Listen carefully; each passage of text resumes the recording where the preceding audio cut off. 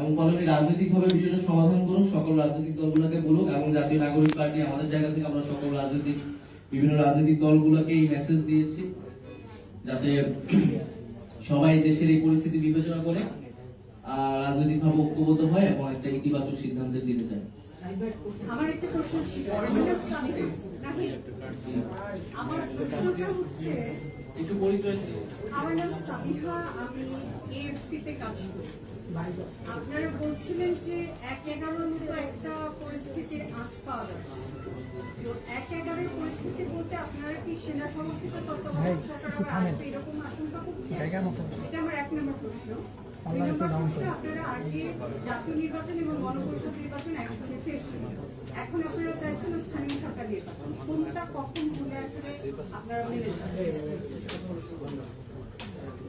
1/11 বন্দোবস্ত বলতে কিন্তু এটাই বোঝায় যে সেনা সমর্থিত এবং বিদেশি শক্তির প্রভাবে দেশে একটা জনগণ বিরোধী, গণতন্ত্র বিরোধী একটা সরকার।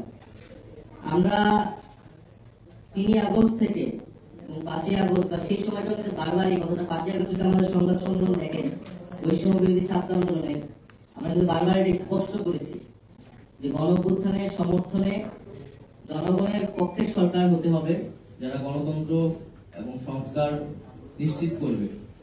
আমরা সেনাবাহিনীর প্রতি আমাদের শ্রদ্ধা আছে। সেনাবাহিনী দেশের গুরুত্বপূর্ণ একটি প্রতিষ্ঠান, কিন্তু তার কাজ নয় রাজনৈতিক বিষয়ে সিদ্ধান্ত দেওয়া।